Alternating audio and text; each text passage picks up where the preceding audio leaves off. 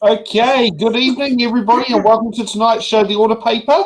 And it's been a very slim week in Parliament this week. Only one select committee hearing, and that bill was, oh God, it's a very fun thing trying to figure out, remembering what the bills are called, because you forgot to check your notes on the screen. They're not right in. The Land Transport Drug Driving Amendment Bill. So, and we've got tonight our good old favourite Laura White, and we also got Rachel Ford, who is an expert in drug driving prevention. Is that the right? That could have gone so wrong. Expert drug driving. It's like, no.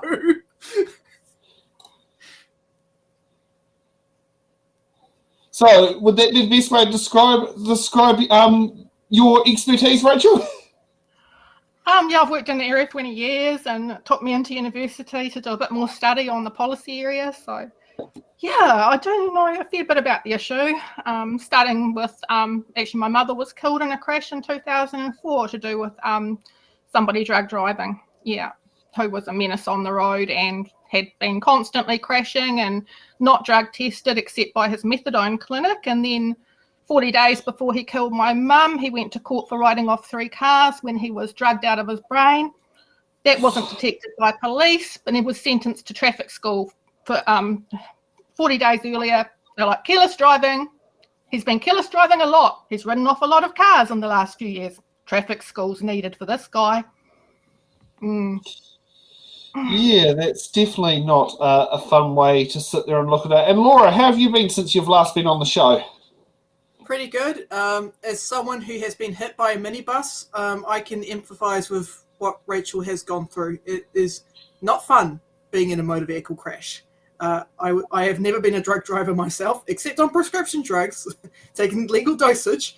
And thankfully, in my case, the other person was not drugged up, but they hit me through distractive driving. But yeah, drug driving is absolutely a problem. The amount of people I've encountered that have engaged in drug driving, yeah, I know, because having a background in forestry, I've met a lot of people who smoke, who are high when they go driving down the road, who have taken pee and they go driving down the road. It's a problem.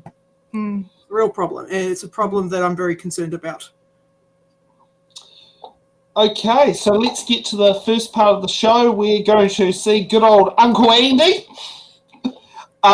as he's got the title for It's in the Ballot. We always call Andy Foster Uncle Andy, and we'll head over to what has been highlighted as a starting point of a submission, which is Nick Smith and, is it Karen Dow? Karen Dow, yeah.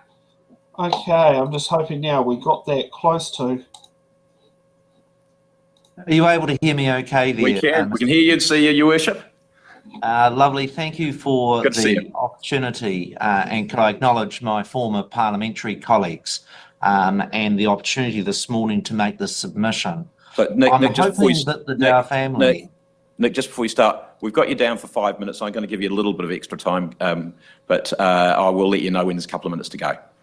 Good as gold. Thanks, Okay, Andy. right. Can I also acknowledge Karen Dow is also, this is a joint submission with the Dow family.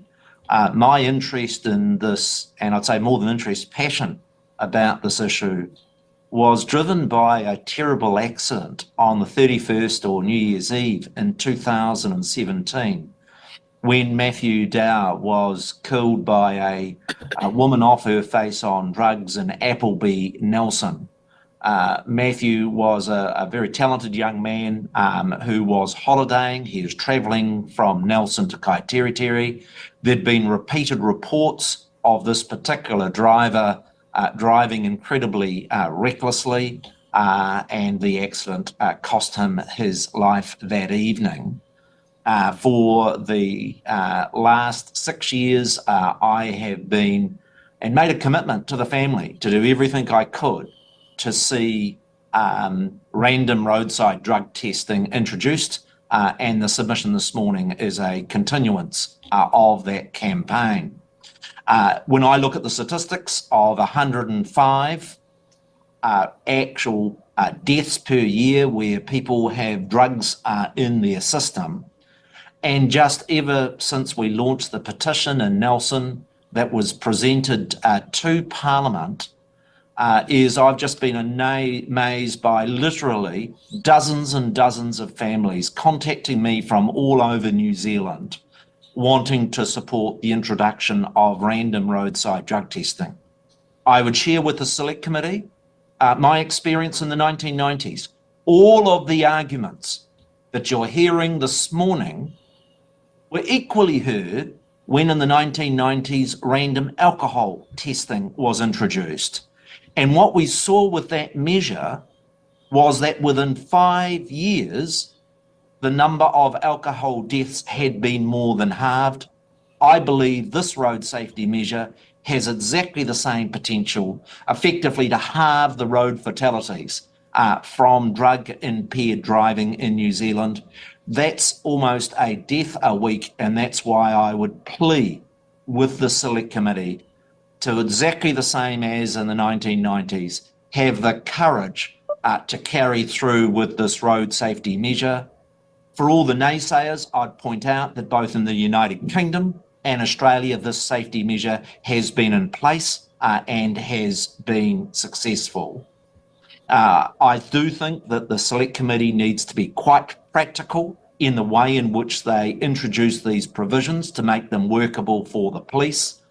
The thresholds in the law that was passed some years ago was almost a law that was intended to fail, and would really want the Select Committee to get reassurances from both the Ministry of Transport and Police that second time round this measure is going to be implementable.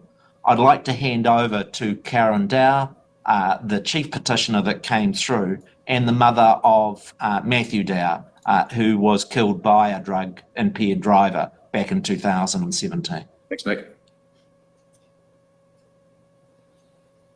We've got Karen there. Good morning, and thank you very much for the opportunity to speak. Good morning. I'd like to thank Nick for his continued support with this issue.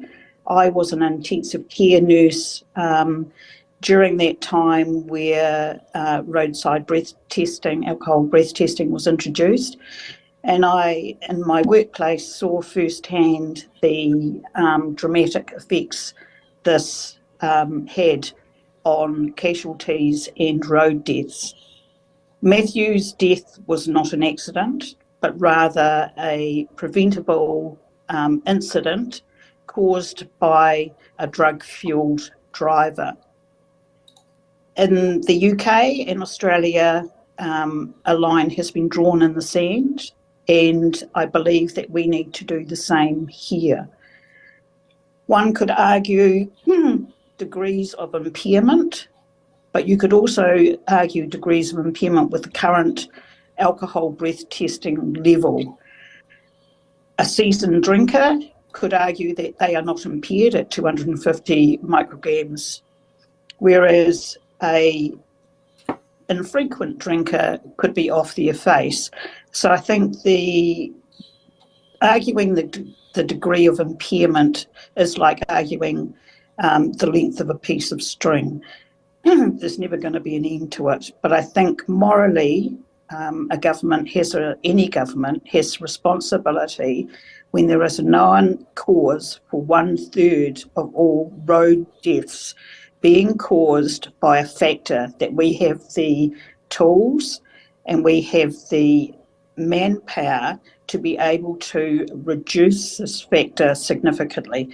I would find it morally reprehensible that no government would take action when you had the ability to reduce one single factor that accounts for 1/3 of all road deaths. I acknowledge Julianne Genter in her Road to Zero project, and that there was no mention of driver attitude or driver impairments in her submissions to improve road safety.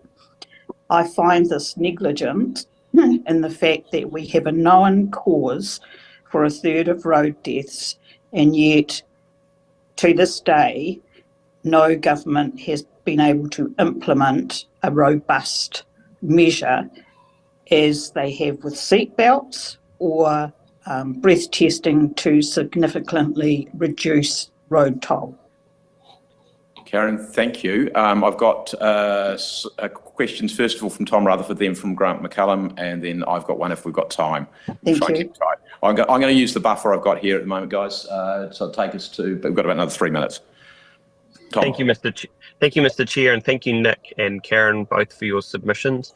My question is to Nick. Nick, you highlighted what you saw in the 1990s around submissions received at that time around drink driving, and have likened some of the feedback that we've been receiving around people having apprehension towards this legislation in 2024 with drug driving. Can you talk us through the similarities you've seen from the 1990s with drink driving and now in 2024 with drug driving, and what your response would be to those people who are opposed to it for various different reasons?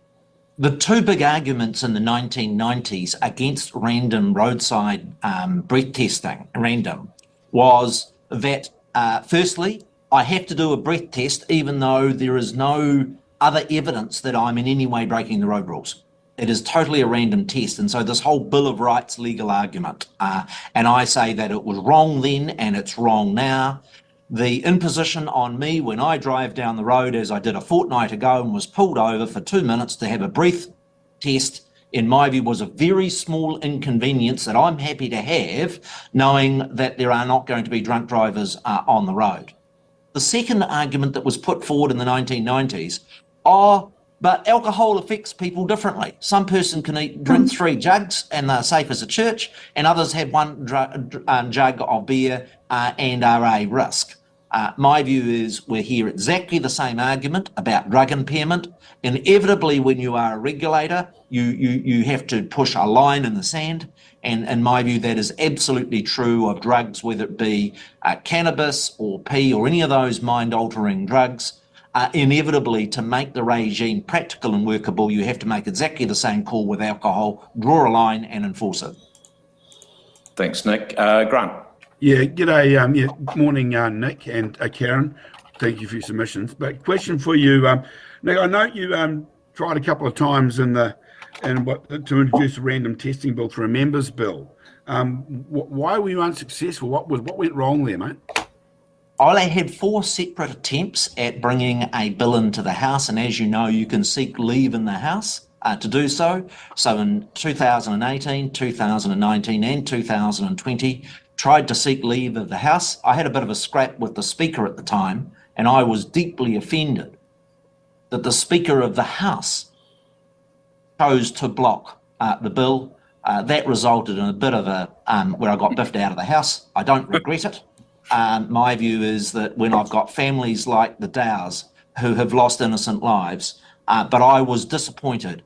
In my view, the previous government had a huge blind spot because of their soft policy on drugs to this issue of road safety. And when you look at that data of 105 deaths per year, my view is that because of the wider debate and tension between Labor and the Greens over broader drug policy, this was a blind spot. I really thank the Labor members of the Select Committee for supporting the second attempt at trying to introduce random drug site testing, because I really do think, as in the UK and Australia, it's got the potential to save lives. Thanks, Nick. And look, one quick question from me, and if I've got time, I'll go to Julianne as well. And that's, you've gone for random. Now, one of the questions is the cost of doing these is a lot higher, as we understand it, than the cost of doing random alcohol testing.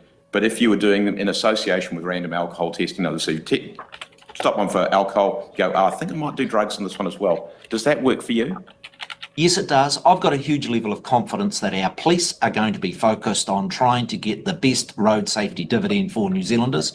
One of the things that really worries me, Andy, and I've got young kids that have interaction with young people, and it's actually a really good thing that alcohol usage amongst young people has actually been declining. I find my own children a lot more responsible. But here's the conversation that really nervouses me. We smoke some dope and use other drugs because otherwise we'll get caught random testing. In other words, at the moment, the bias of the system in having random alcohol testing but not for drugs is actually in the conversations of young people choosing one form of recreational drug over another's, and I think that's a mistake, and I think that's why it's important that you say these are equally serious impairments on driving, and both should be subject to random testing.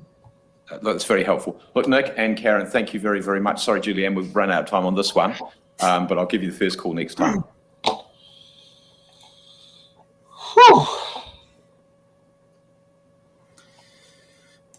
Who wants to go first? Thanks for taking that job, not me.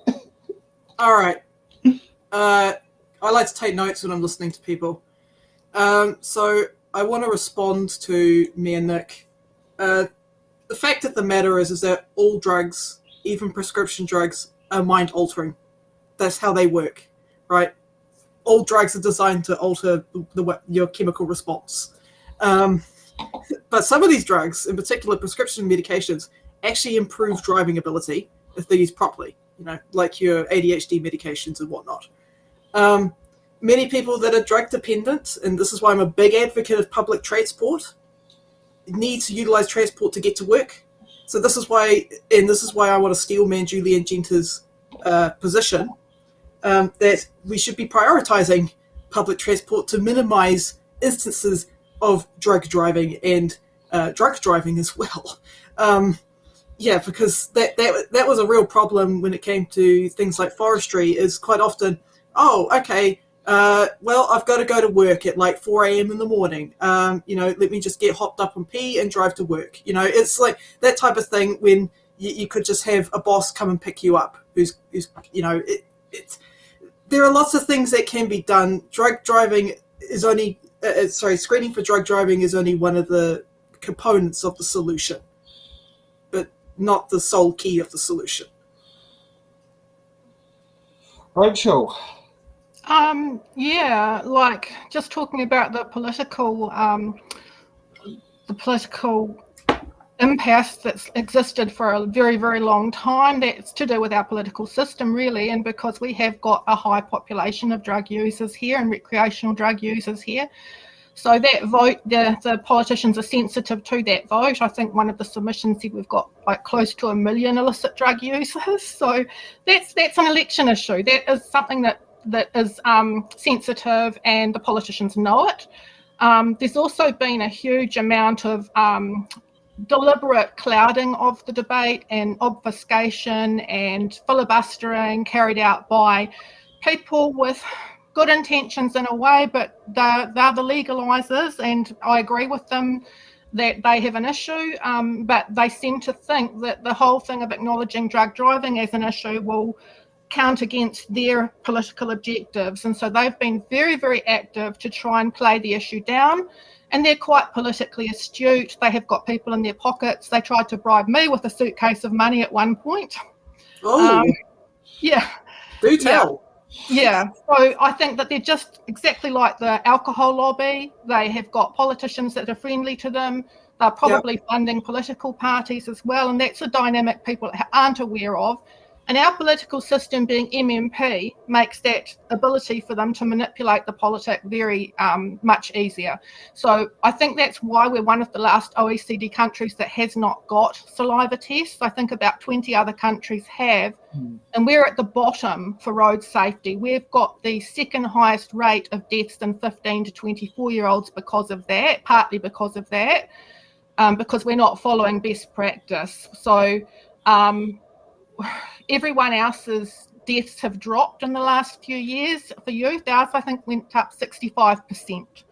So there are victims in this. It's not just an ideological battle. There are people dying every year because we're dragging the tail, because we like our weed, we like our outrageous fortune characters. We've all got neighbours, cousins, friends, brothers, But we can't be pretending it's not an issue, because we are seeing the harm, and it's real harm.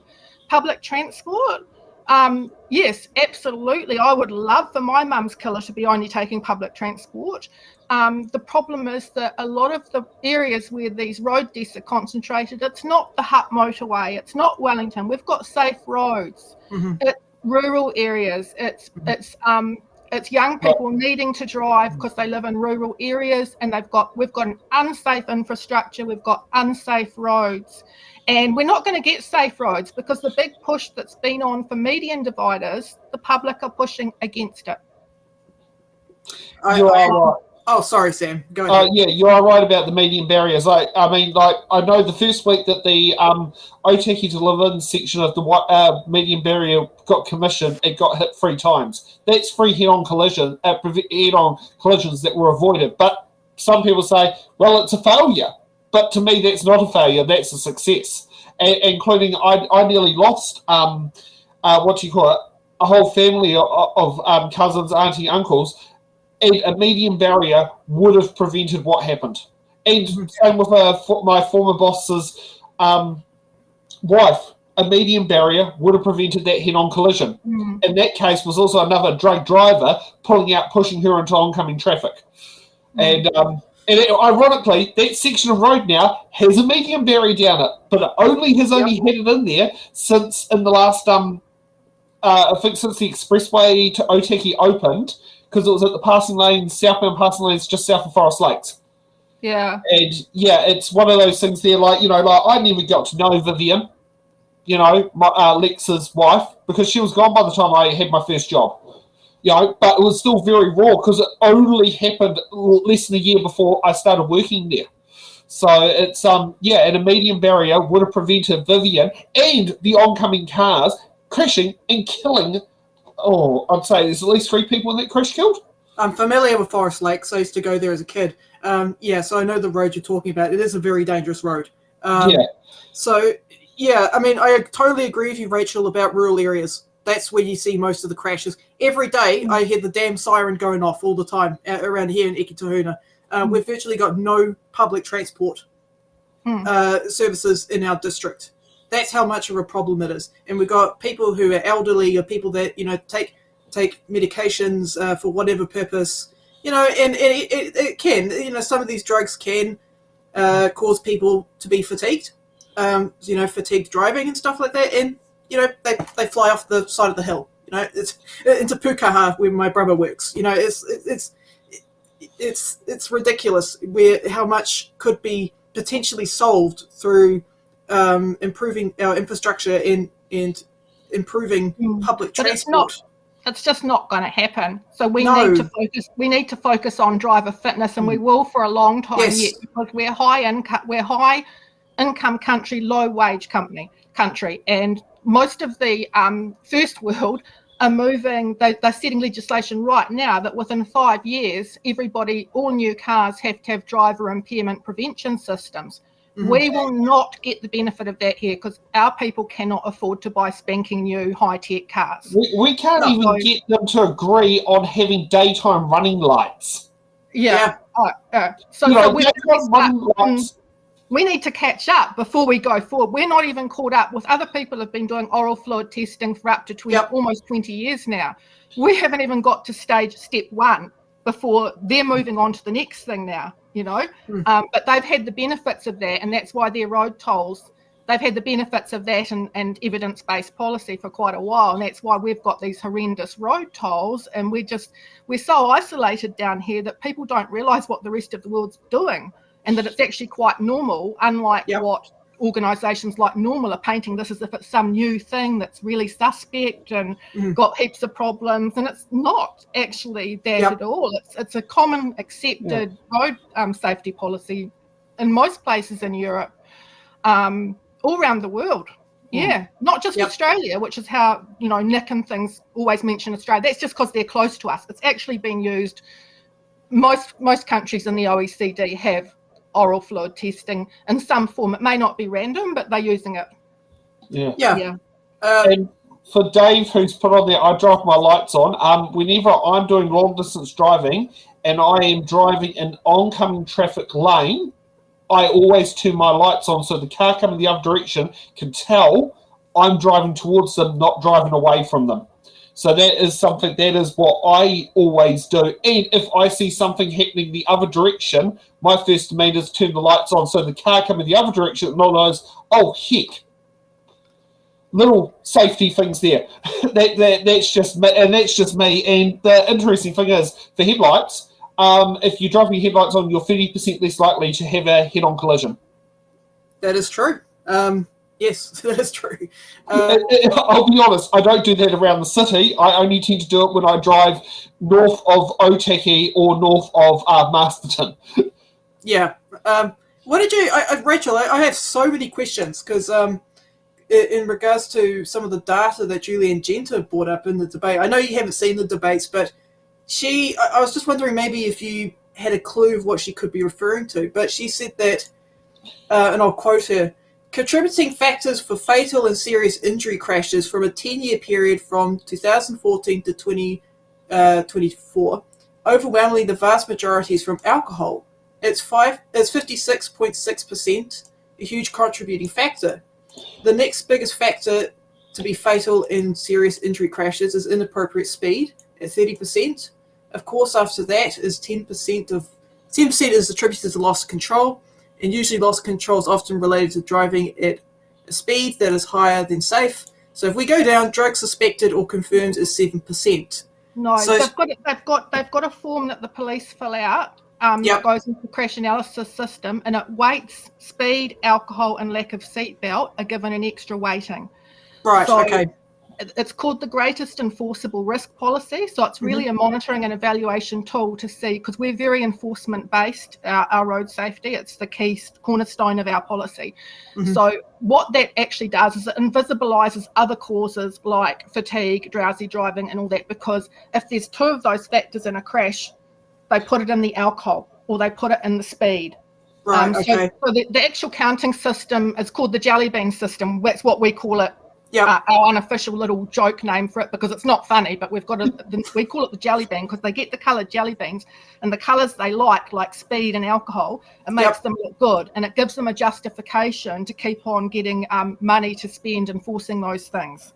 So it's not actually a proper reflection of the attributable causes. Yeah, I do know the late Bruce Sidney Flavin, it's a shame he's not alive because he would actually be quite intriguing to put this on there, said that one mistake that could happen with deciding if it's an alcohol-related crash, because he owned a distillery, was driving with alcohol in the vehicle and it gets damaged, but the person wasn't had no alcohol in their system, but that would be still misclassified as an alcohol-related crash.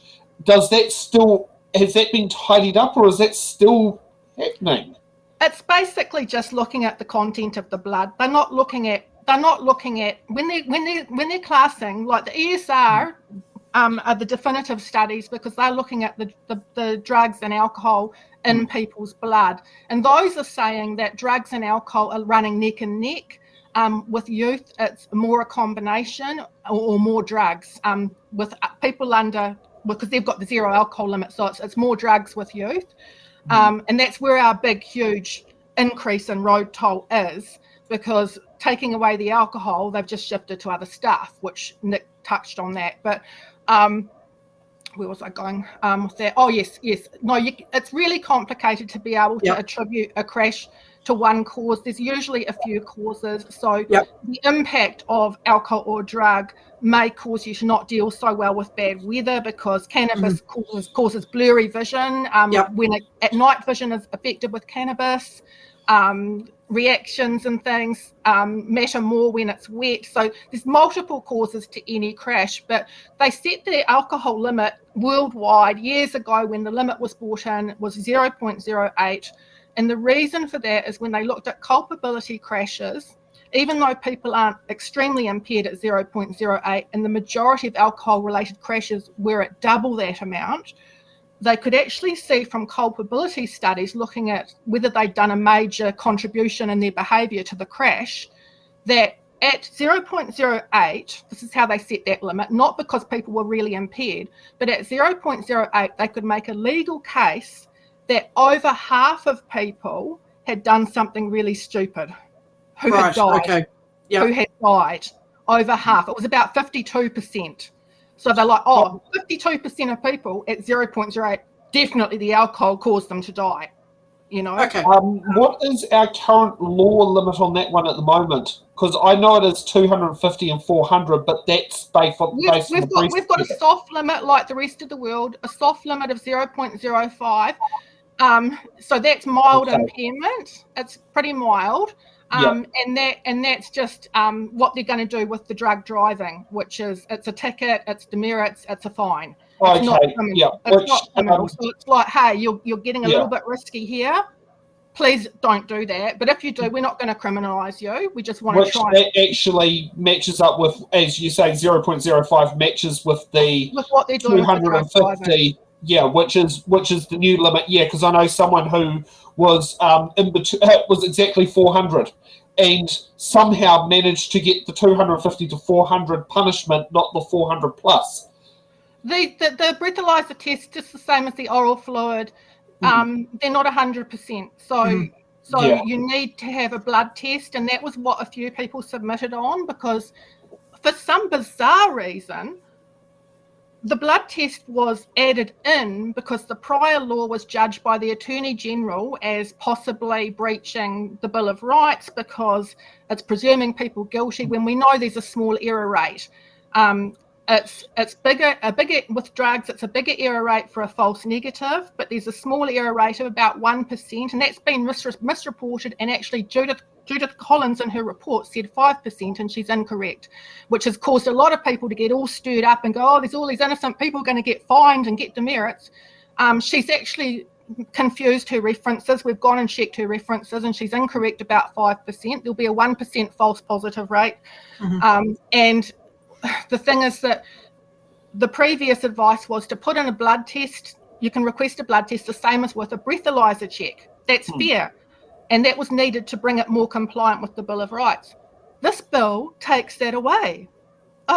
So several people submitted that we need to allow people the right to a blood test, because even though it's not criminal, it's still a little black mark on your record. You get demerits. That amount of demerits could be the final demerits you've got before you lose your license. So so we need that ability to blood test to bring it, to make it consistent in fairness, just in fairness with the alcohol legislation. Yeah, I mean, I do. Point. Oh, yeah, I mean, I do agree with you, because I have looked at the data that I was able to get my hands on.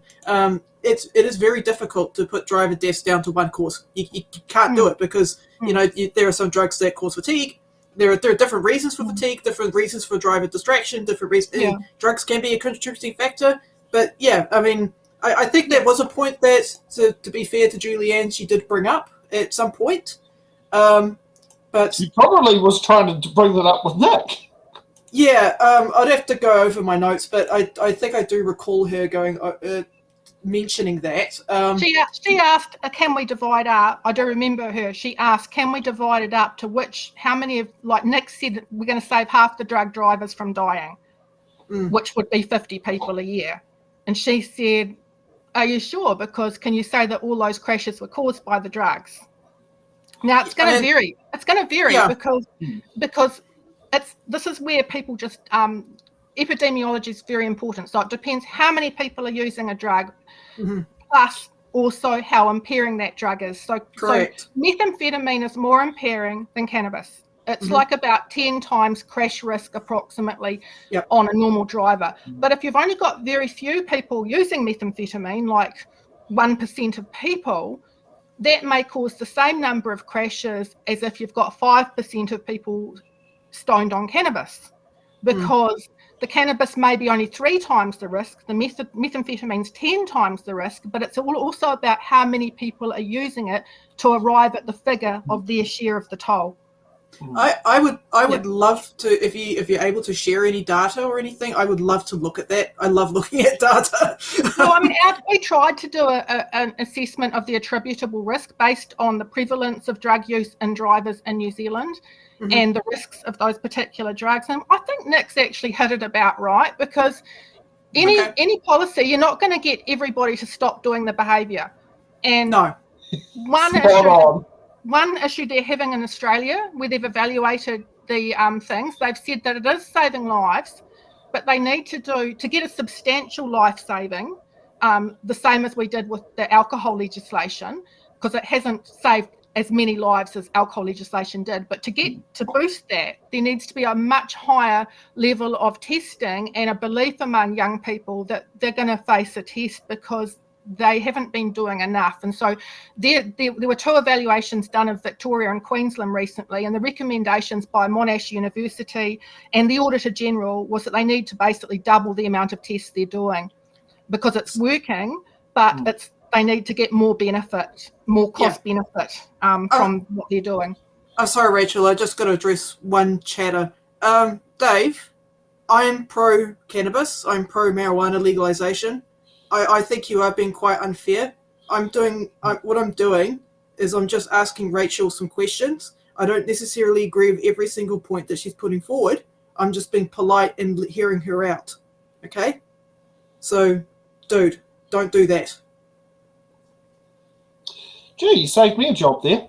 The next submission that I've got on the notes here was about support of the bill, which is just after Nick Smith.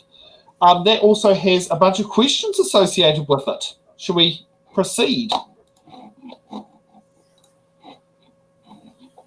Which that would be for the next one. So thank you, Nick. Thanks, Andy. And thoughts with you too. Thank you. Okay, we've got advanced diagnostics on Zoom. Yeah. Oh, not on Zoom. Right. Here. Yes. Right. Okay. Right. Okay, CK. Thank you very much. Right. Thank Again, you. you know the order of service, so away you go. Awesome, thank you. I'm CK representing Advanced Diagnostics, which has been providing solutions for drug and alcohol screening for the last 20 years. I'm also a member of the Australian-New Zealand Joint Standards Committee, which has been responsible for bringing about the Australian-New Zealand Standard 4760, which has also been talked about in this drug driving amendment bill. I'm also a member of associate member of the Australasian Medical Review Officers, so we understand from the toxicology point of view. Advanced Diagnostics, since it deals with the screening products, we understand what makes the product work better. We have understanding of the different tools available in the market, and 2 of the tools that were being used by last government were also something that we support with. I strongly support this bill because it is a step forward in preventing accidents like what happened with Matthew Dow. 1 death is way too many, and if we can reduce it to half, that would be a great support to what Nick had just said. What I'm proposing is our recommendation is to raise the cutoff limits, because the Minister of Transport should have the ability to increase the cutoff limits at which the screening is going to be done. Everyone is a little worried about that they're going to be wrongly accused or be penalized for something they have taken in the past as a medication or have some residual stuff left in the system. So if you increase that cutoff, you are looking at the higher concentration of drugs in the person driving. And that eliminates the consequences of that is we are not penalizing people, those who have low levels, or which is not actually causing impairment on the road. So that power of increasing the cutoff will help the government to get the support from the public. What's happened there? Sorry, hang on just a moment. Also, sorry, just hold. Well, sorry, we just lost the entire panel there, so we just don't need to be talking when nobody's there. Right, okay, carry on.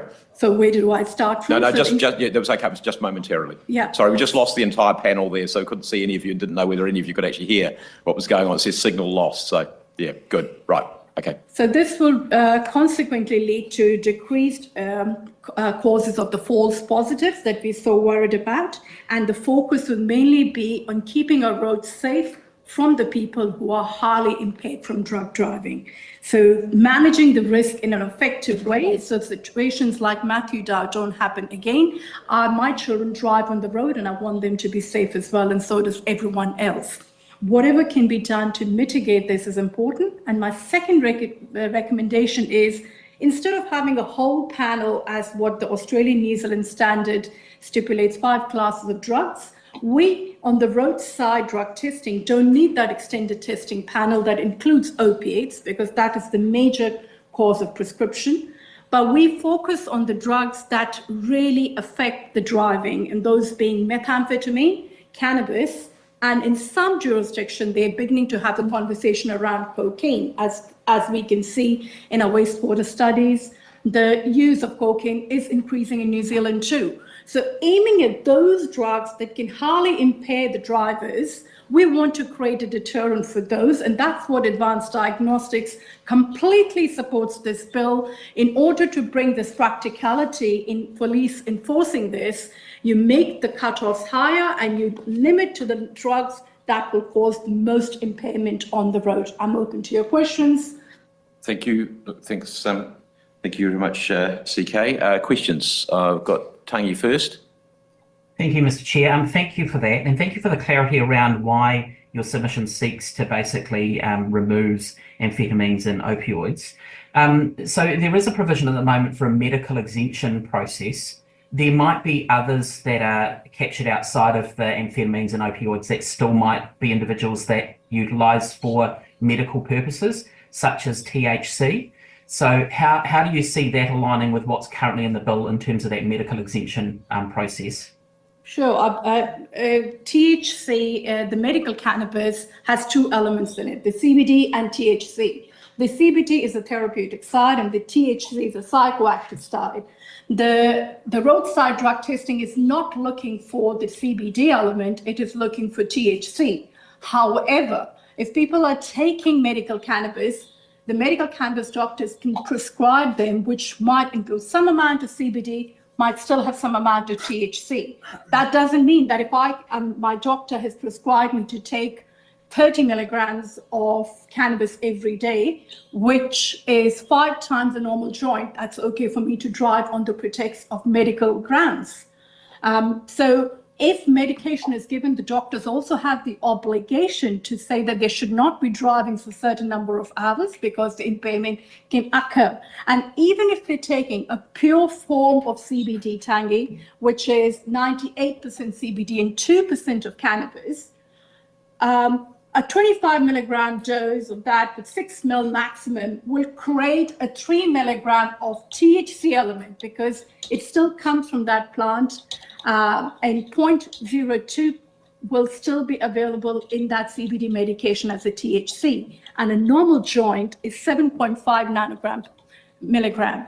So if my CBD medication is giving me 3 milligram of taking the maximum dose, and if I'm keeping to that limit, that's good. But if I'm exceeding that limit, if I'm causing impairment on the road, then somebody should be watching over me. And the medical cannabis is not something going to be detected by the police. It is the psychoactive element, the THC, which will be measured.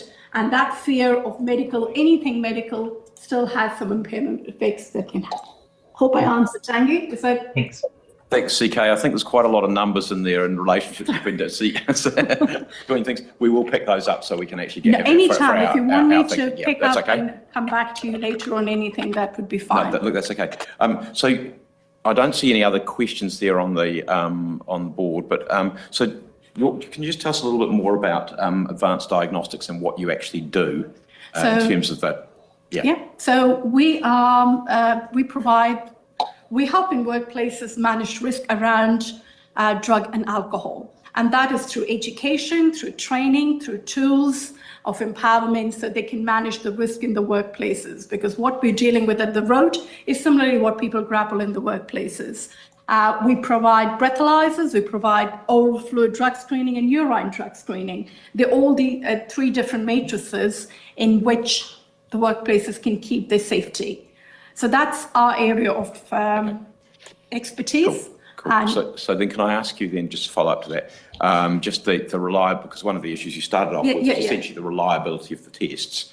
If you've just got any comments on, there are clearly several different paths that can be used. Yes. Just some observations of what works, what's risky in terms of accuracy. So the most important thing in any screening device are those 3 things: the accuracy, specificity, and sensitivity. Sensitivity is to check that it'll detect what you meant to detect. And specificity is about it will not detect something that you shouldn't detect, so to avoid false positives. Now, any screening device, when we started doing rat testing in New Zealand, we had the same issue. Any screening device will have its pitfalls. There will never be a 100% foolproof system.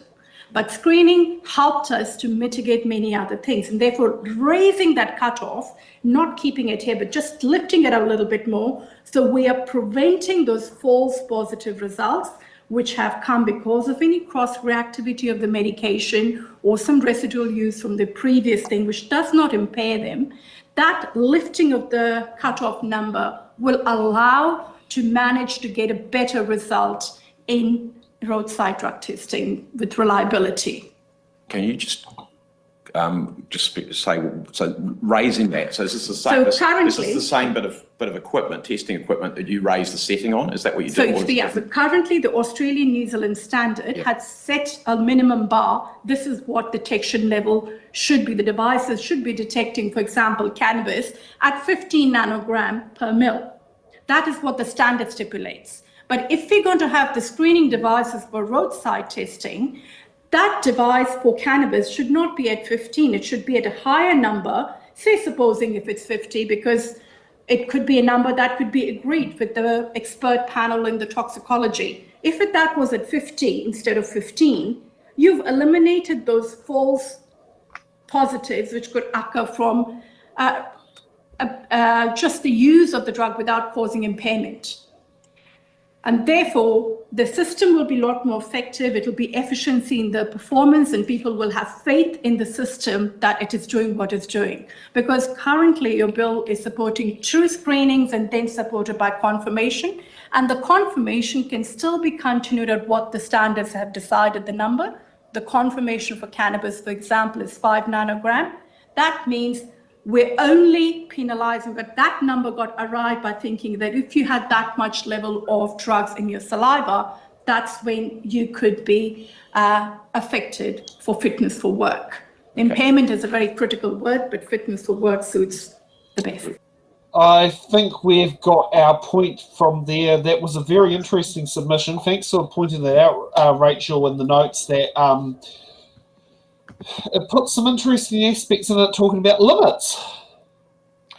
Well, the problem is that what she's proposing it because of the straw man that is in the Attorney General's report of a 5% false positive rate, which is incorrect, because all the studies I can find about Australia and overseas show a 0.8% false positive rate, which is in line with breathalyzers taking people over the limit when they were actually under the limit. It's also around about 1%. So I think this is actually not the issue they're saying it is, but also the solution that she's proposing doesn't make sense scientifically, because the oral fluid testing cutoff for roadside tests in Europe is actually at 5 nanograms, even though the Australian New Zealand standard is 15. The Australian roadside test drug wipe, which has not a high false positive, but a slightly gnarly false negative, I think it's around 5%, they're set at 10 nanograms. She's proposing going higher than 15 nanograms for saliva. Now, if we went to 20, there'd be a 25% false negative rate. Not okay for road safety. So I think her solution hasn't been thought through, or she hasn't done her homework. She's just thrown it out there thinking that will help the supposed issue of false positives, which we totally question is actually even real. I think it might just be a spanner that people are trying to throw into the works to again prevent this legislation moving forward. Laura? I have to be careful when I talk about cannabis because it's not a strong point of mine. I don't smoke cannabis, for the record. I'm just in favour of legalisation because of bodily autonomy reasons. But one thing I have noticed is that she seems to be conflating CBD with, recreational marijuana use. And I do find that to be quite problematic as well, because I did look at a paper while she was talking, and there doesn't seem to be much in terms of evidence that CBD oil, when it's prescribed, right, taken at the prescribed amount actually impacts driving negatively. It might cause in some people some drowsiness, but overall, like as in, it causes you to drive crazy, you know, like in slow motion or whatever. Again, I'm not a smoker, guys. I don't know. So I'm going to be transparent about that. But yeah, I the evidence that that is dangerous when given at the prescribed dosage, I haven't seen much of that. No, I think she was saying that's not the psychoactive component. If I heard her correctly, I thought she said they're looking at the delta-9, the active THC. But in the tests, you actually need to test for 2 analytes. In the oral fluid test, you need to test for the delta-9 THC and the CBD, because it's that combination that actually shows recent use. And recent use is what creates a nexus between oral fluid and the blood test being over the limits we're setting, and which are themselves at 2 nanograms, 3 nanograms, 5. We're at 3 nanograms. At 5 below 2 nanograms in the blood, you are not impaired. That's historic use. Over that, you could be impaired at 3. You're definitely at 5. You could be. There's no doubt that you've probably been impaired on the road. So we've got this non-criminal limit of 3 nanograms. We've got a criminal limit of 5 nanograms. So it's actually that this is where the testing science really confuses people, because the oral fluid test around the world, some of them test for different analytes. There's 4 or 5, I think, different analytes of cannabis they can test for. And it's actually important to test for the correct analytes that show recent use, and also to get that cutoff point right, so that you are catching people and you're not losing too many people that are impaired. Because there is a correlation between the oral fluid and the blood. And also if you add in carboxyl cannabis, which is the one that is THCCOOH, that adding in that one will also prevent the pickup of anyone who has passively smoked, because that shows long-term, you know, that it's something that you've taken into your body, and it's processed and turned into this other thing. So the testing science is confusing. I wish that more people, it could be explained and there was a public education campaign on it, so that people understand what it is capable of, what it isn't capable of, and what it means. The problem with that is it's really complicated. It's really it is quite complex. Looking over some of the research. One point that I see because people are like saying, in the chat, it's like, this podcast is biased, you know, and there's not enough pushback. What are you sure that cannabis causes blurry vision? I mean, because I can go out, ask my dad. He's at home. He's an optometrist. I can always go double check with him. No, but not blurry vision. It causes glare at night time. It causes seeing lights at night time. There's an extra flare and glare around the lights, which is a road safety vision issue. So the tests for cannabis impairment on the road, they're different to alcohol because they're different drugs. So there's different effects that actually affect the driving. So giving someone a standardized field test where they stand on one leg and do these types of things, they're looking for alcohol impairment, behavioural effects of alcohol, psychomotor effects of alcohol. They're not looking for impairments that affect other drugs so well. The test was created to detect gross alcohol impairment. So people that are showing up on simulators as having impairments that affect driving that are specific to cannabis can often fly through a standardized field test, which is why when cannabis users are normal are always proposing, let's just use the field test. It doesn't work for cannabis. It doesn't work well for cannabis. The majority of people who are highly impaired on cannabis can pass it, but they're not safe to be on the road. And in fact, a lot of people who are quite impaired on alcohol can pass it. The field test is beloved of Americans because they have a very lax attitude to impaired driving, and they want to drive, and they do drive very drunk. They've got different culture to us, different standards, and they have a massively high impaired alcohol road toll because of their attitude to all this. So they're very legalistic about, you have to prove 100% that I was absolutely sozzled and I failed a field test and my alcohol's super high and blah, blah, blah. So like they've got all these defence lawyers that will just use everything they can because they don't actually care about road safety. Right. Okay. Applying their model to try and help us is kind of like taking poison to fix an ailment. Well, yeah. I mean, when it comes to America, right, the bar is on the floor when it comes to America. Exactly. A random thing out of America is when it comes to drink driving, the licensee who sold the alcohol can be prosecuted in some states for drink driving, which is completely like surprised. I didn't know that. I'm not thing called surprised. personal responsibility. Someone has to pay. It's America. Someone has to pay. Oh, exactly. Like that is in some states, which I completely disagree with. But that's just like, here's an example of a ludicrous standard in the United States that, thank goodness, we don't have in New Zealand. I mean, imagine if you had a pharmacist who dispensed the legal cannabis on prescription from the doctor. Imagine if they both got hauled into the court because of a drug-related accident. Yeah, I mean, as a United States example. I mean, don't we have something similar in New Zealand that if you serve alcohol to someone that's intoxicated, you can be prosecuted or fined? Yes, that is. Yes, that is the law, but you cannot be prosecuted, say, for drink driving. So yeah, okay. Or as encouraging drink driving. I mean, as a licensee, you have a bunch of rules in there. In the urban areas, it's public transports and taxis. In the rural areas, it's courtesy vans, that sort of thing there. But it is basically, there are standards in there. But having those things available covers your ass legally speaking. And I remember all the rules from the Distillery of Bruce. And yeah, I mean, I did have a liquor license for 4.5 years. So I know some of the rules in there. And yeah, it's quite intriguing. Hello, I've got a guest here. Oh, what's his name? His name's Biggie. What have you been up to? Hello. Hopefully they'll make the chat a bit more happier with me. Well, we need these human side of things there. Well, I think we've hit our 1 hour limit, which is the agreement with Rachel. I'm happy to carry on if anyone wants to carry on. I'm happy. I'm happy to carry on.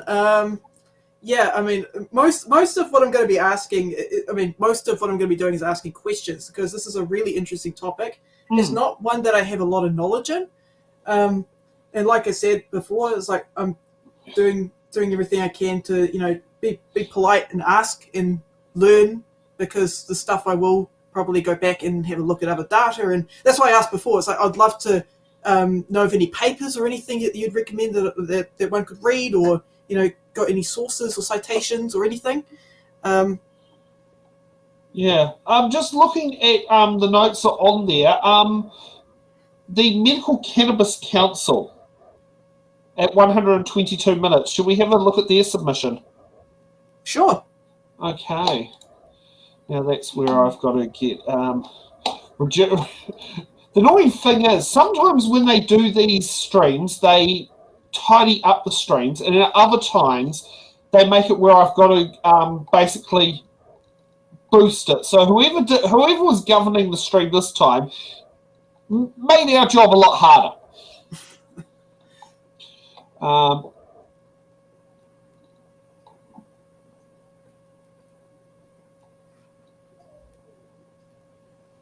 Yep, here we are. Okay, so we'll get back to panel screen. My mistake. That's all Just good. trying to go pretty quickly. Council. Okay. In your hands, Thank you I'll go so down there much. for 10 minutes. So, Tēnā koutou katoa. I'm Sally King. I am the Executive Director of the New Zealand Medicinal Cannabis Council. I think Hayley was quite a useful foil for my conversation, and I do want to put a face to medicinal cannabis users in New Zealand. Just imagine, if you will, you have finished a chemo treatment on Friday, and on Monday you're taking your non-driving mum and your toddler, mum to the airport, your toddler to daycare, and you're outside of Pukekawa and you get stopped for a random drug testing moment. The night before, you had taken a prescribed medical cannabis dose and you test positive, and you test positive twice. And what happens then is you are immediately forbidden to drive and your keys are taken away. And those keys are away for 12 hours. So you followed your doctor's instructions to the letter. There's no impairment. You certainly wouldn't be driving your mother and your toddler if there was. It's pretty presumptive of the state to think they know better than the doctors and indeed yourself as to whether or not you're impaired. A 12-hour ban on driving without proof of impairment is a very significant penalty. The impact of this penalty on lives and livelihoods is barely mentioned in the cost-benefit analysis I have read.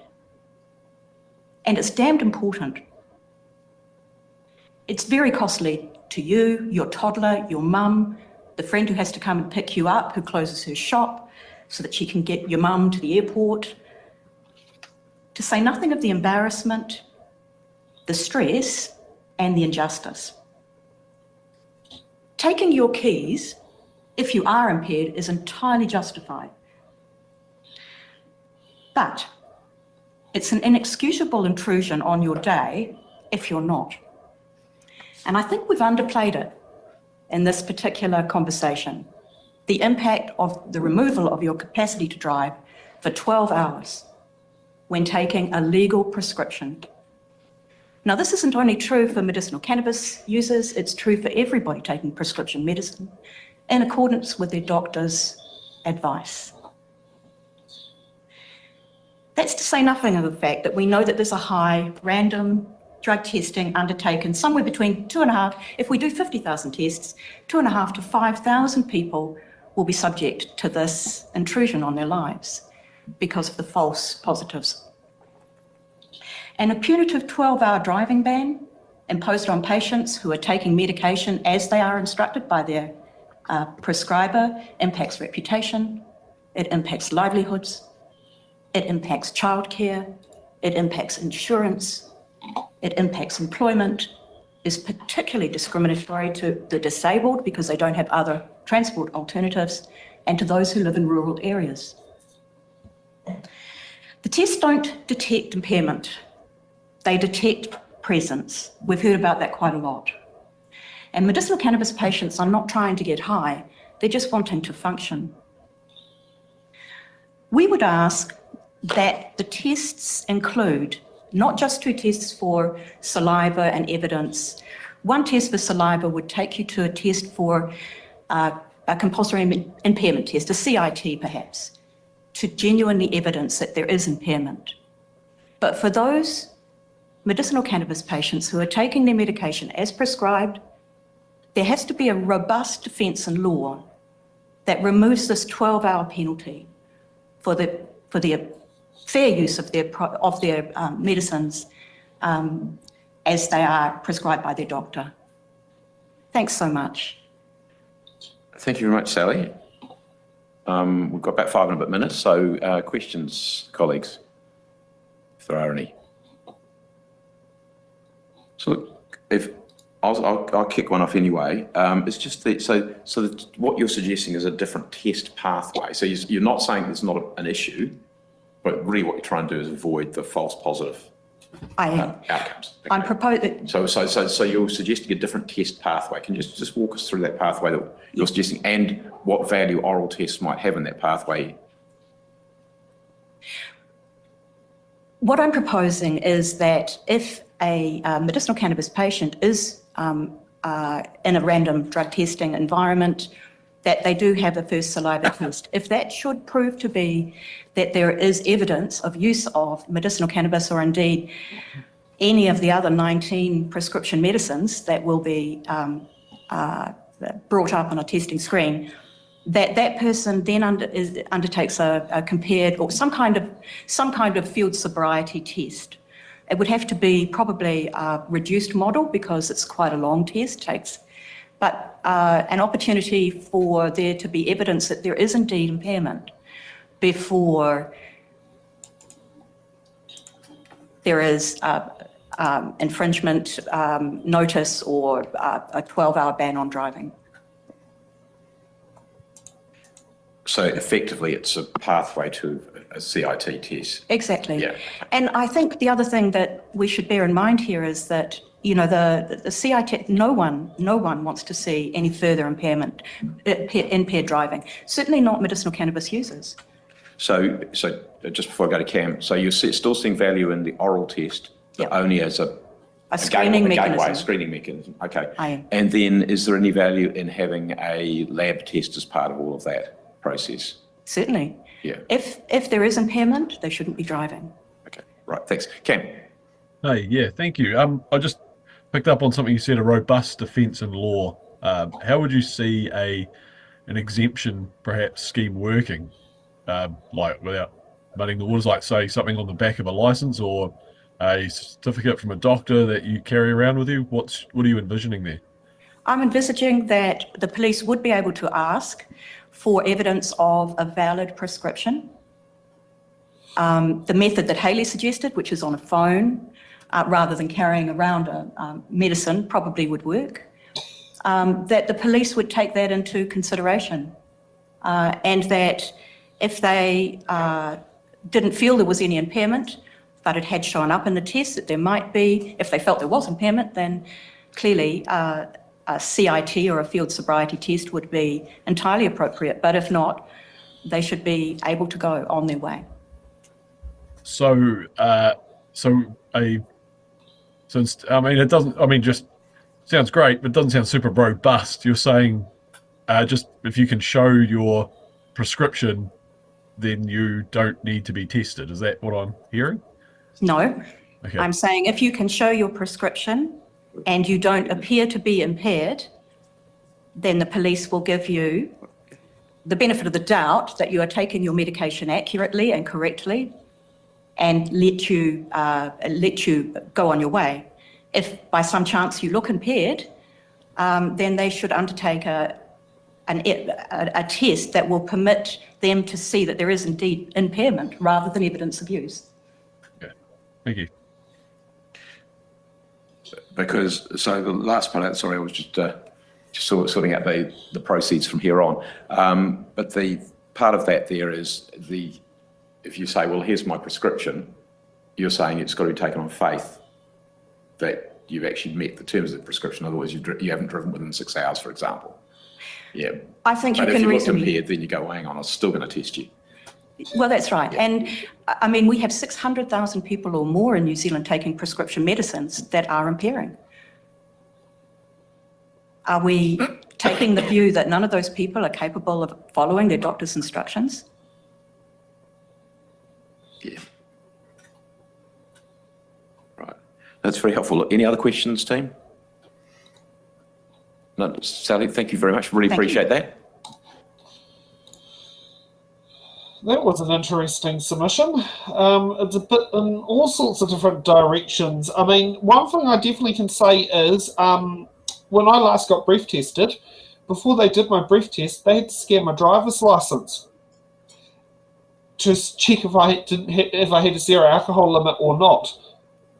Something like that could also be logged onto that same system. Mm.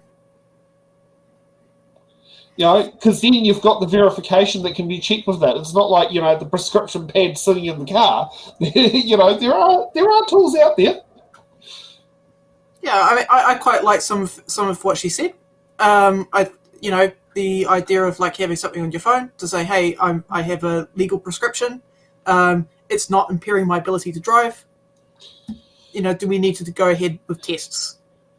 You know, whereas like, oh, go ahead, Rachel. How do you prevent people faking them? That is an excellent question.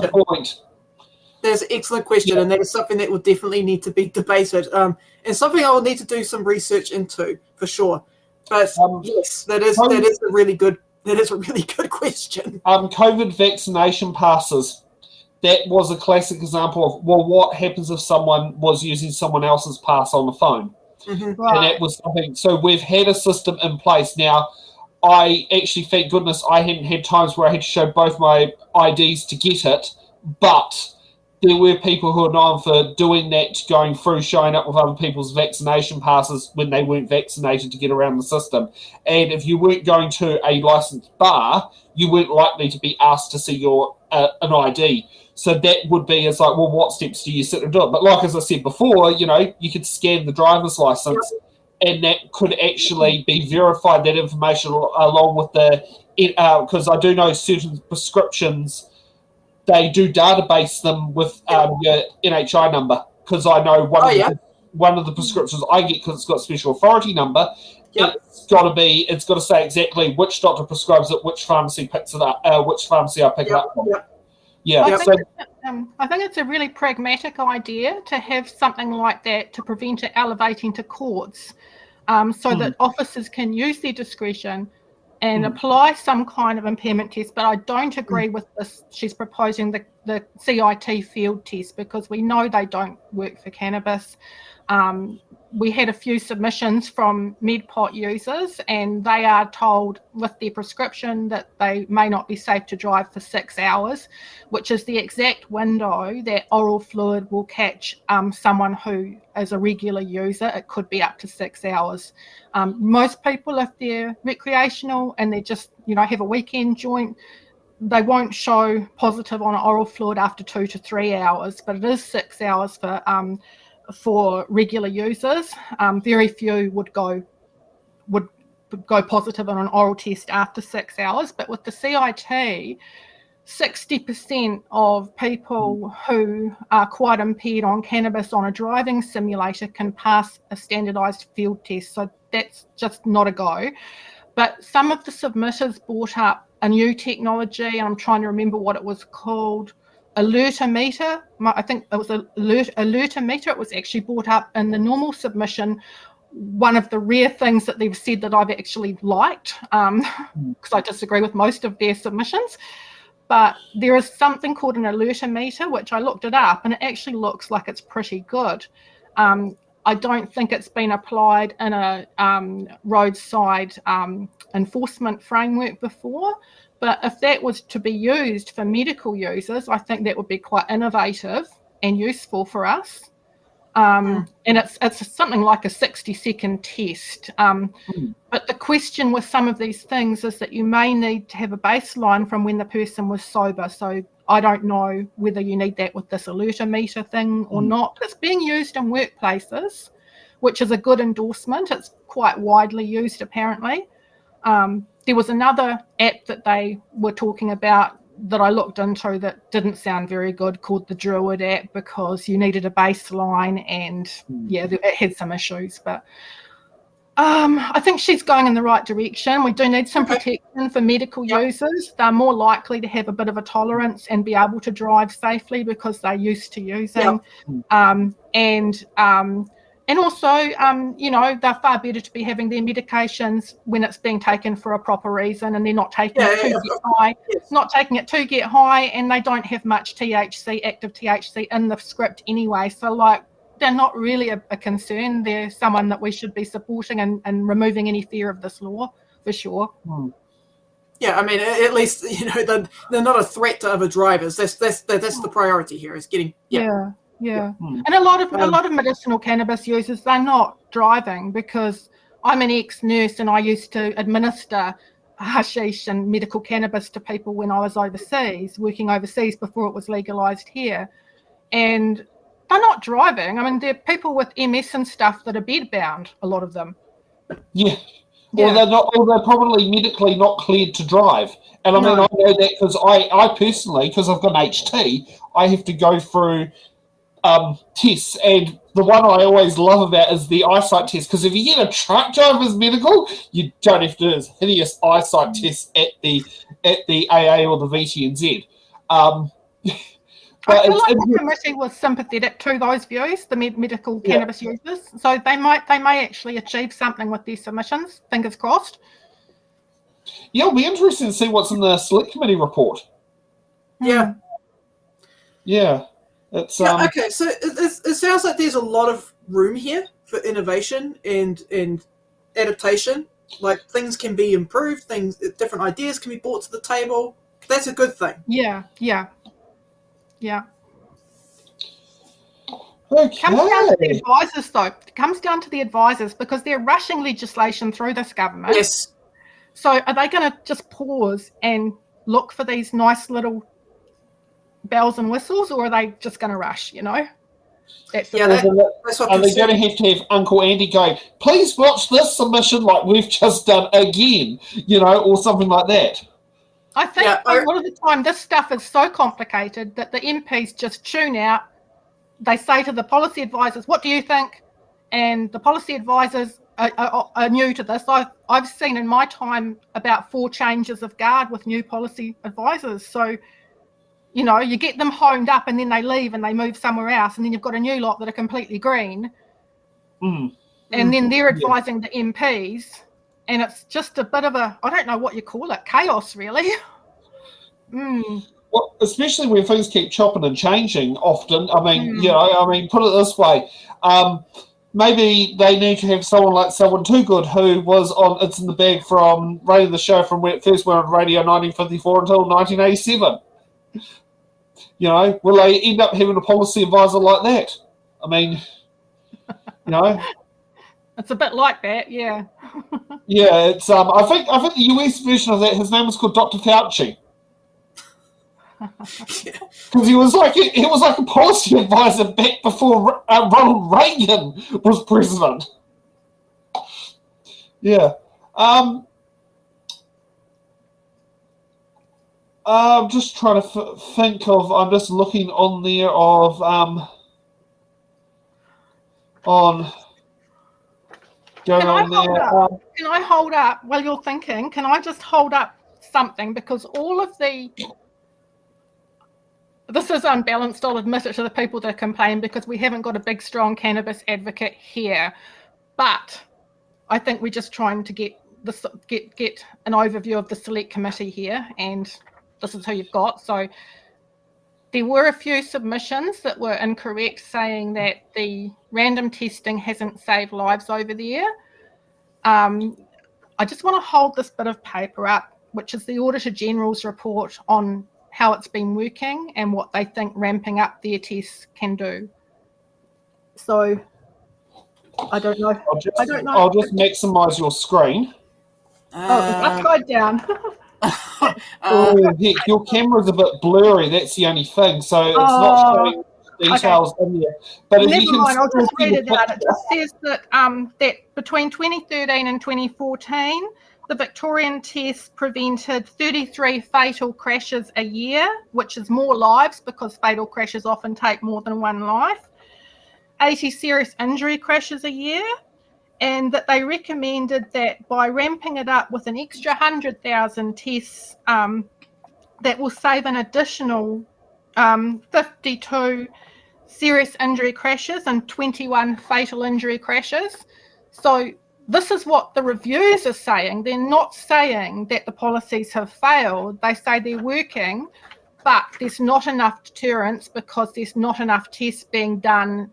There are tiny fraction of the amount of breathalyzer alcohol checks that are done, and you have to have that certainty that there's a risk of being pinged to actually achieve any behaviour change. In Australia, don't they do every time I've watched the Australian cop shows, whenever they've done a drug test, the person's outside the vehicle. They're never in the vehicle to do the drug test. I don't know why. Yeah, I don't know. There's something in there. Like, is the testing itself like breath test? You can basically put a line of cars up there, sit down there, breathalyze. You can sit down there. You can have 30 seconds, and if you have 4 breathalyzers, you have 4 cars on the road. You get 4 cars through the queue. But when it comes, but isn't it required testing? Yeah, it does take 5 minutes. So perhaps I just think maybe they're taking the opportunity to try and look at whether they're looking physically impaired when they get them out of the car. They might just be using that chance to give them a once over. I don't know. I really don't know the reason, but maybe people just want to stretch their legs if they're going to be parked for 5 minutes. That other aspect. 5 minutes for a negative test. Obviously longer if it's going to lead to the second test. And somebody on the questions asked why, if someone's going to fail a field test, what's the point of doing a confirming test? That's to confirm that it's not a false positive. They haven't like tested positive for methamphetamine and then failed a field test because they've taken cough mixture. So the second test will confirm, it's a lab test of oral fluid that will confirm that the initial screening test was correct. And the same thing is done with rapid HIV tests, that if you get a positive, you tend to, on the RAT test, you tend to get a second test done before they would sit there and refer it to the next stage, which is a blood test, which I do know that, considering up until I went on PrEP, that was how I did my HIV test, because I hate needles. So, you know, I definitely know that HIV test, and with COVID, which used a newer version, the same type of test, but adapted for a different compound, they recommended if you had a positive test, you do a second test to make sure that you had two positives before you had it confirmed as a positive diagnosis. Which I do know that, because I've twice been in the situation of a household where the house got COVID, but I managed to avoid it. Don't ask me why. I still don't know why, and on both occasions I was daily testing. So, yeah. I don't understand benefit of the doubt. I'm sorry. Sorry, Kiwi Scoot, I don't quite get your question still. Yeah. Let's see if I can steelman their question. I think she's referring to prescription marijuana, that if they're not impaired, then the benefit of the doubt can be given to them if they have a prescription, because they're following they're taking the prescribed amount given to them by the doctor. So do we need to do a lab test? That would possibly be. I think that would only kick in if they test the first oral test, the screening test was a positive, then they pull out and show their card to say I'm a medical user or whatever, and then what the Medical Cannabis Society is recommending would happen then is that there is a actual test for impairment that's a practical test rather than a body fluid test. So there would be some short roadside test. They said field test, meaning stand on one leg and follow my finger and all that kind of jazz. Where other people made submissions for MedPop that it should be some kind of a device that, a device that you can show that you're not impaired by, I don't know, doing puzzles or whatever. And so then if you were impaired on that device, then they would go to the second lab oral fluid test to show that it quantifies that the cannabis is there, the particular analytes that are impairing are there, and that it's over that level that would, or they'll go to a blood one under the previous amendment, but under the new amendment, they're trying to take away the right to the blood test when you really do need to get that blood confirmation, because the second oral fluid test will give a pretty good indication that you're over the limit in your blood, but it's not 100% again. So that is why if you failed that little extra test for impairment, a physical test, then it would move into getting stronger evidence from body fluids. Okay, so the test would be conducted if they showed signs of impairment. That's when you would do the oral swab test. Or you do the oral test first. I'd do the test first. Because a lot of medical users may pass the oral fluid test. The oral fluid test is indicating that your levels are probably quite high. So then it would be a CIT to see if that's actually in reality causing you to be quite impaired. And then a second oral fluid and or blood test if you want to elect that, which they're trying to take away that right to the blood test. Let's say I come up to a road stop test, right? Roadside test, and I go, look, hey, I take prescription marijuana. Here's my card. Do I still have to do a second test? They can do a first test to see how much is in my system, but do I have to do a lab test if I'm not, if I don't show any physical signs of being impaired. This is what the debate is over. Do we say to officers, you can use discretion, so you can just quickly look at them and go, oh, I think they look impaired or don't look impaired? Or do we ask the officers to apply some kind of practical test, like a field test on the road, where they're testing people's balance, whether they can walk a straight line, or do some other test like using a device that the Alertometer or the Druid app? And from that result, if they pass that, then the officers say, look, you're not impaired, you're a medical user, off you go, I'm not going to carry on doing more tests. So the debate here is, if we're going to change the testing regime to protect medical cannabis users, what's the framework for that? So they're not...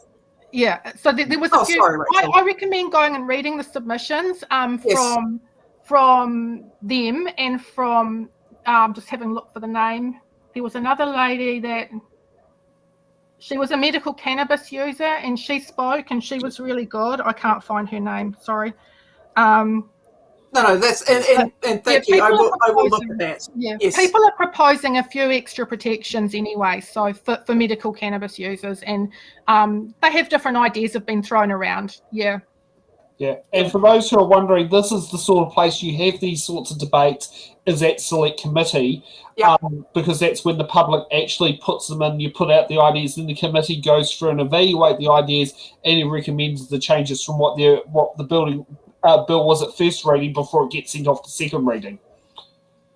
Just for those who are thinking whether it's a done deal in the law or not, it is the process of how our parliamentary system is meant to work, which is the public submission aspect.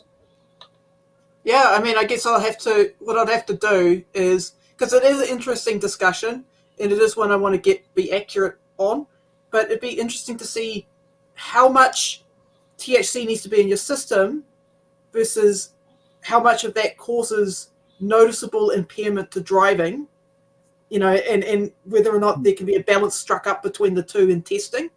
I'd have to see what the averages are, because I think that would probably be the fairest way to do oral testing.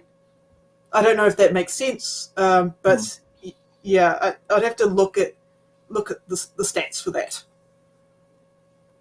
Okay, well, I think we've spent a very long time on this bill, so let's get up to the quick part of going through for the legislation. There are 2 submissions closing very soon. This is the improvement arrangement for surrogacy bill.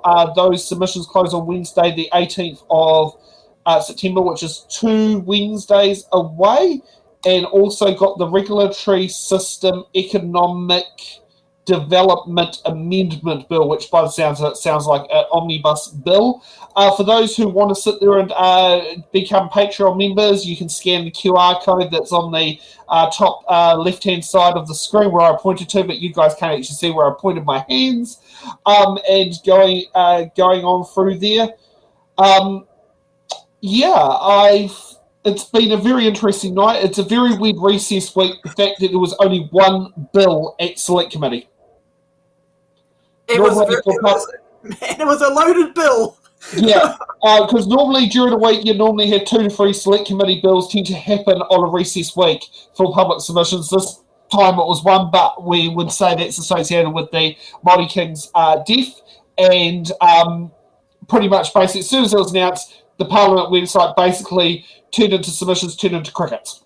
So all we saw it was that one bill. So it's made things very, very interesting. So how have we found tonight? Interesting. At times, a little bit tense with chat. Listen, I apologize to chat if they had any impression of me of being, hey, this person is like, it's like, this person is going to come in here like a Giga Chad and, be like the biggest advocate ever for smoking and driving. And I'm just not. This is actually one of the topics I'm most weakest on. And I wish I was stronger on it. I did try to look up data and statistics before coming in here. I should have done better prep. I apologize for that. But I really do appreciate talking to you, Rachel, because it's not every day I get to talk to someone who specialises in a field like this. So thank you so much. And I hope thank you very much for the opportunity. It's often so hard to be able to talk anything in depth. I hope I wasn't too dumb for you. I've learned a lot, and can I also say nothing's dumb because most people have very little knowledge of this issue. Yeah. Yeah, and can we thank my friend Martin Jenkins, who was the original person I invited on the show, for recommending Rachel to step in, because you're absolute gold. You know, like, this is light years ahead of what I know. Like, I know, the stuff I know is local, is like election laws, that sort of, that's where I know my stuff, or social welfare. This is just like, I know hardly anything. Yeah. So I'm learning things at the same time, and that's the aim of it, is, you know, to walk out here with more knowledge than what we walked in with. Absolutely. I mean, I've learned quite a bit, and you know, hearing arguments against and hearing some arguments for is very helpful because it gives you a more balanced perspective. Yeah, we could go on, but like we could, yes. That's plenty. That is plenty. Yeah. I think it's a good place to end it. Okay, so for those who are online, we'll be back here at 8 p.m. next Sunday. We'll be putting out our polls from 10 p.m. Tuesday night for what bills to cover, because next week is a sitting week. So we'll sit there and find out what are the most popular bills, and then on Friday we'll set the run sheet and present the show ready for Sunday for doing the research. Thank you, Rachel and Laura, for joining us tonight. And if you want to stay for after show chats, once the opening credits have finished and the stream's been cut off, we can sit there and have an honest conversation without the cameras on. Okay. Yeah, so thank you for watching, and we'll see you next Sunday. All right, cheers, everyone.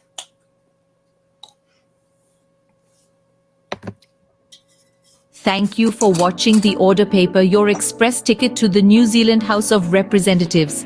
Every episode, we unravel the complex world of legislation, debate, and democracy. From bills to select committees, we've got it all covered. From our team of political commentators who will dissect and explain what's happened, so you can remain up to date on what's happened in the Aotearoa, New Zealand Parliament. To support our channel, you can become a Patreon member at patreon.com/it'sintheballot. The Order Paper podcast is brought to you by It's in the Ballot Productions, live at 8 p.m. New Zealand Standard